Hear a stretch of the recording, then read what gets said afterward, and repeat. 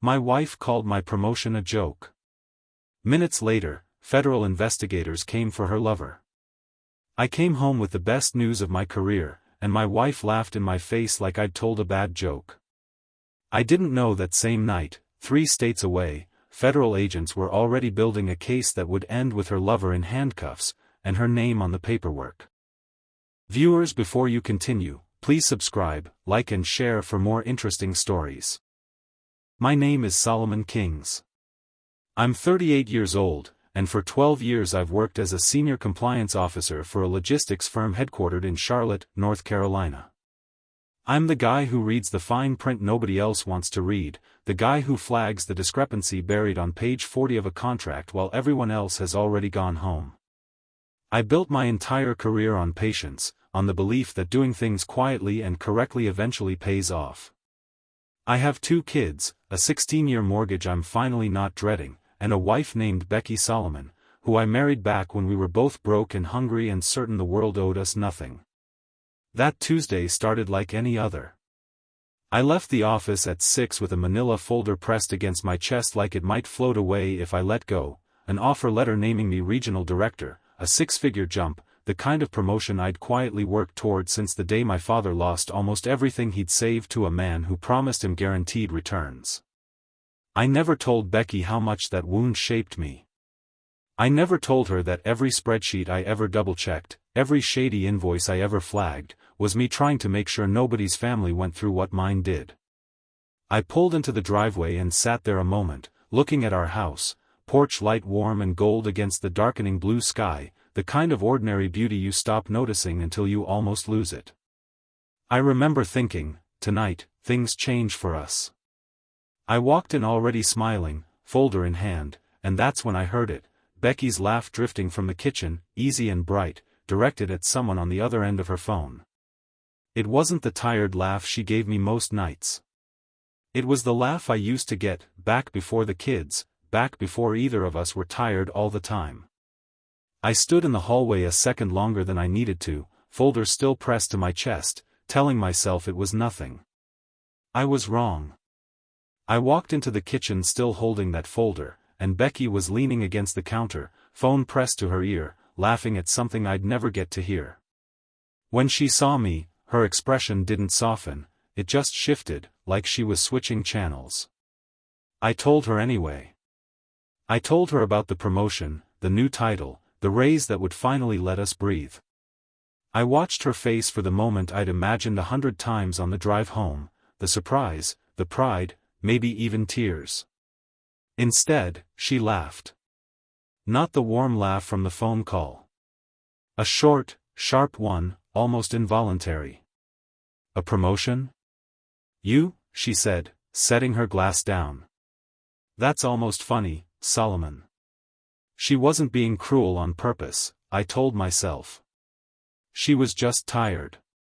Distracted. But something in her tone landed like a slap dressed up as a joke, and I felt 12 years of quiet effort shrink down to nothing in 3 seconds. I should have asked her what she meant. Instead, I smoothed the crumpled folder against the counter and said nothing, because that's what I always did, absorb, adjust, keep the peace. My father used to say a man who argues for respect has already lost it. I used to believe that made me strong. Standing in that kitchen, it just made me invisible. Her phone buzzed against the granite. I glanced down without meaning to. A name lit up the screen, tax guy's smirking face, followed by a string of texts I wasn't fast enough to read before she flipped the phone face down and slid it into her back pocket in one practiced motion. Too practiced. Like she'd done it before, many times, without ever needing to think about it. Who's that? I asked, trying to sound casual.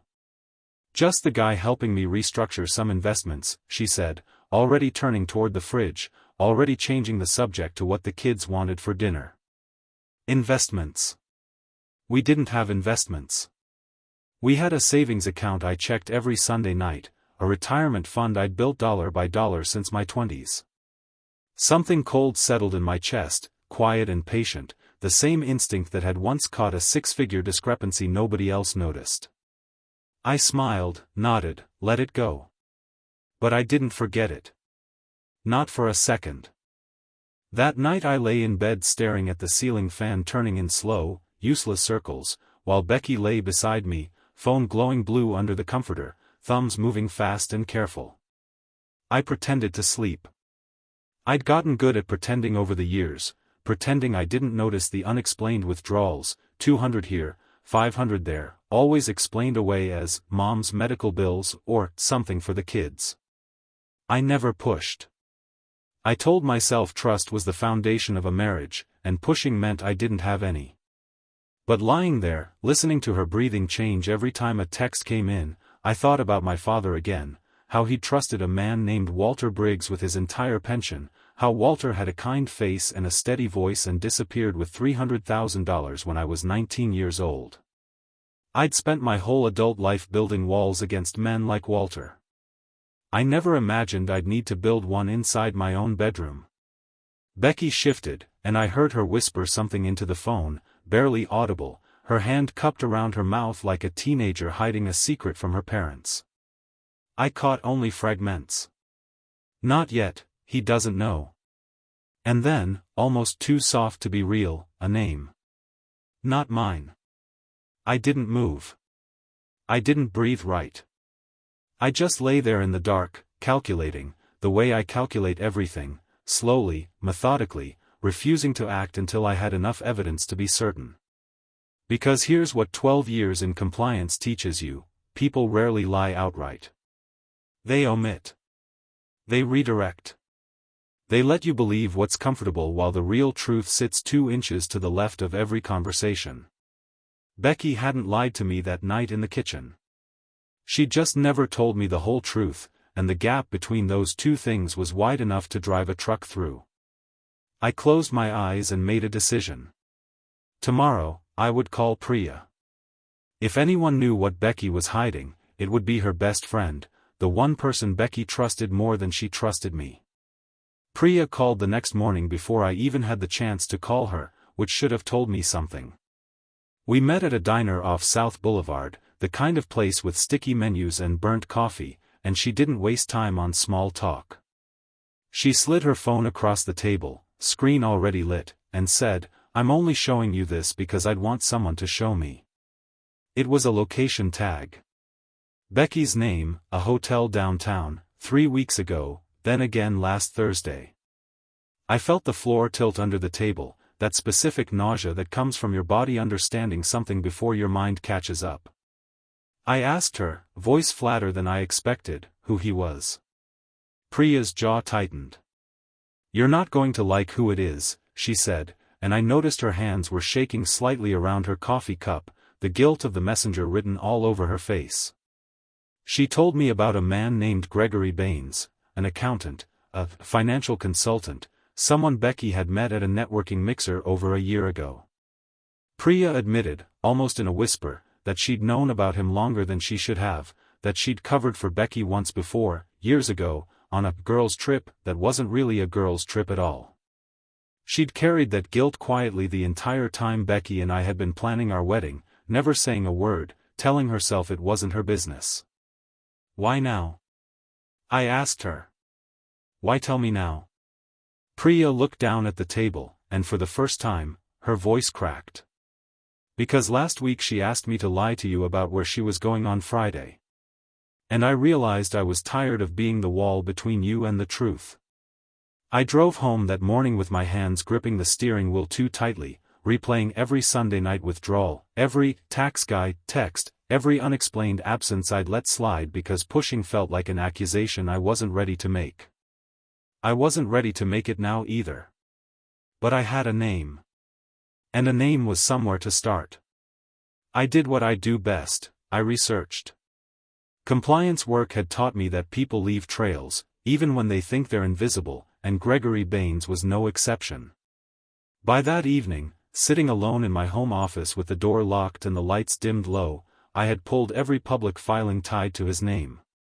He ran something called Baines Capital Strategies out of a strip mall in Concord, sandwiched between a nail salon and a vape shop, hardly the image of legitimate wealth management.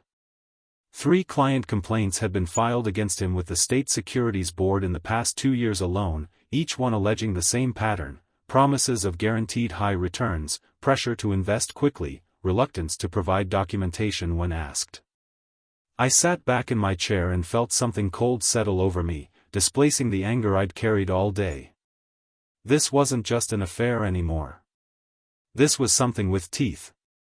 I thought of my father again, the way I always did when numbers stopped adding up, how Walter Briggs had worn a nice watch and spoken slowly and made everyone in that church basement feel like family before he vanished with their futures. I had spent 2 decades making sure no company I worked for ever did to its clients what Walter did to my father. And now the same shape of man had walked into my own house, through my own wife, wearing a different name. A new email notification blinked in the corner of my screen, a public records alert I'd set up hours earlier. Becky's name appeared as a co-signer on a financial document tied to Bain's Capital Strategies, dated 6 weeks ago. Co-signer. Not client. Co-signer. I stared at that word until it stopped looking like English, until my photo of Becky on the desk, the one from our honeymoon, both of us sunburned and laughing on a pier in Wilmington, seemed to mock me from its little silver frame. I reached out and turned it face down, slowly, deliberately, the same way I imagined she'd been turning her phone away from me for over a year. Tomorrow, I decided. Tomorrow I would lay it all on the table. I didn't yell when I confronted her. I'd promised myself that much. Instead, I laid the printed documents across our kitchen table like a hand of cards in a game only I understood the rules to: the public filings, the complaint records, the screenshot of the co-signer document with her signature on it, the one she'd never mentioned signing. Becky's face went through 3 colors in under a minute. White, then a blotchy red, then something harder, more defensive, like an animal backed into a corner deciding whether to run or bite. "You're spying on me now," she said, voice rising before I'd even asked a single question. "This is exactly why you'll never really move up, Solomon. You don't trust anyone." It was a strange thing to be attacked for the very promotion she'd mocked 2 nights earlier, but I let her words hang there, unchallenged, because I noticed something more important: she hadn't denied the affair. Not once. She'd gone straight to deflection, the same move I'd seen 100 guilty vendors make when audited, attacking the auditor instead of answering for the numbers. "Becky," I said quietly, "whose signature is this?" Her hand shook around the stem of her wine glass, and when she set it down too hard, red wine sloshed dangerously close to the documents. "It's not what you think," she said, and then, almost as if the words escaped before she could stop them, "I put some money in. 40,000. From savings. I was going to tell you once it doubled. $40,000. Money we'd spent 6 years building, dollar by careful dollar, gone into the hands of a man with a strip mall office and 3 open complaints against his name." I felt something in my chest crack quietly, not loudly, grief disguised as calm. My phone rang before I could respond. Unknown number, Charlotte area code. Every instinct told me not to answer. I answered anyway. The voice on the other end was clipped, professional, deliberately calm in the way people are trained to sound when they're about to upend your life. He identified himself as an investigator with the SEC's regional office, and within 30 seconds my mouth had gone completely dry. He explained that his office had flagged irregular filings connected to Bain's Capital Strategies, and that my name and account information had surfaced during their review, because Becky had used our joint account number on intake paperwork. I wasn't just a husband finding out about an affair anymore. I was, in the investigator's careful phrasing, a relevant party of interest. I stepped outside onto the back porch while he talked, my breath fogging faintly in the cool night air, the kitchen light spilling a thin yellow rectangle across the grass behind me. He told me Bain's had operated under a different business name in Tennessee 3 years earlier, that the pattern was consistent: find a spouse with a stable income, build intimacy, build trust, then build access. Financial predators didn't always look like Walter Briggs in his church basement suit. Sometimes they looked like a man named Gregory Baines with a soft laugh and a strip mall office, patient enough to spend over a year on a single mark. Then the investigator asked the question that nearly buckled my knees: "Has your wife mentioned moving any of your retirement accounts recently?" I went silent, because the answer was yes. Just last month, almost in passing, Becky had asked whether I'd ever considered diversifying my 401k, whether I trusted my fund manager, whether I'd ever looked into better opportunities. I'd brushed it off as idle curiosity. It hadn't been idle. It had been reconnaissance. I told the investigator I'd cooperate fully, and when I hung up, I stood there in the dark longer than I needed to, staring at the lit kitchen window where Becky's silhouette moved back and forth, unaware that the walls around her were already closing in from somewhere she couldn't see.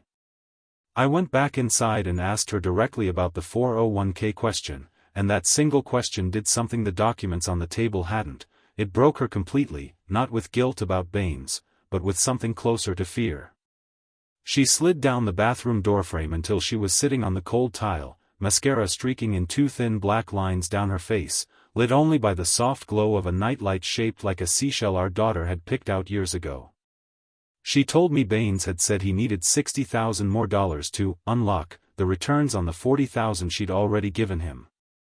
She told me he'd coached her, step by step, on how to forge an authorization form to move money out of my retirement account without my signature, walked her through it over the phone, patient and reassuring, the same way I imagined Walter Briggs had once walked my father toward signing away his pension. He said if I didn't get the money, she whispered, not looking at me, he'd tell you everything. Tell me everything about what?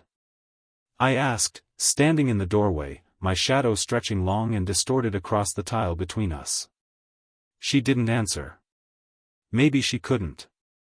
Later, through the investigator, I'd learn what she meant, that Baines hadn't just slept with Becky, he'd used that intimacy as leverage on at least 2 other wives in the Charlotte area, each one financially comfortable, each one slowly isolated from their husbands through secrecy and shame, each one terrified of being exposed before they could quietly stop participating. It wasn't really about love, or even attraction. It was about control, dressed up in soft hotel lighting and promises of secret wealth. Becky hadn't just betrayed me with another man. She'd been groomed, slowly, by someone who understood exactly which fears to exploit: the fear of being ordinary, the fear of settling, the fear that I would always think a promotion like mine was, in her own words, almost funny. I sat down on the tile across from her, and for the first time all week, I didn't feel angry. I felt like I was looking at someone drowning who hadn't realized it yet. 3 days later, I stood across the street from that strip mall in Concord, Becky silent beside me, both of us watching federal agents in dark windbreakers carry out boxes and laptops from Baines Capital Strategies like it was nothing more than office furniture. Dashboard lights from unmarked sedans pulsed red and blue against the storefront glass, reflecting in fractured pieces across the nail salon window next door. I thought I'd feel triumphant. I'd imagined this moment more than once over the previous 3 days, some version of justice, sharp and satisfying. The man who'd nearly cost us everything finally let out in handcuffs. Instead, watching it happen in real time, I just felt hollow, exhausted in a way sleep wouldn't fix. Becky's face was unreadable beside me, lips slightly parted, eyes following Baines as agents walked him toward an unmarked car. I learned later, through the investigator, that Gregory Baines wasn't even his real name. He'd been investigated in Tennessee under an entirely different identity, with a different birth certificate, different credentials, an entire constructed history built specifically for men like him to disappear into when things got too hot. Becky hadn't just given herself to a stranger. She'd given herself to someone who didn't technically exist. One of the agents glanced over as he passed and said, "Mrs. Solomon, we'll need a statement from you." Becky's hand trembled visibly as she nodded, and I noticed she didn't look at me for reassurance the way she might have once. She just stared straight ahead, already understanding that whatever came next, she'd be facing it largely alone. I thought about my father then, standing in a church basement decades ago, watching another man in handcuffs years too late to get his pension back. Some debts, I realized, never really get repaid. They just get acknowledged, eventually, by someone wearing a badge instead of an apology. The promotion was real, and 3 weeks later I took it, regional director, a new city, a fresh start that felt less like victory and more like survival. Becky stayed behind in Charlotte, cooperating with investigators under limited immunity, because while she hadn't known about Bain's aliases or the full scope of his scheme, she had known about the forged signature, and that single decision cost her more than she'd ever anticipated when she first walked into that strip mall office looking for better opportunities. I drove out of Charlotte alone on a Sunday morning, city lights from the night before still faintly visible in my rearview mirror, the house growing smaller behind me with every mile. I thought about that night in the kitchen, the manila folder pressed against my chest, the way she'd laughed and called my promotion almost funny, minutes, in the grand scheme of things, before her entire world collapsed into something far less amusing. I don't know if I'll ever fully trust again, not the way I did before.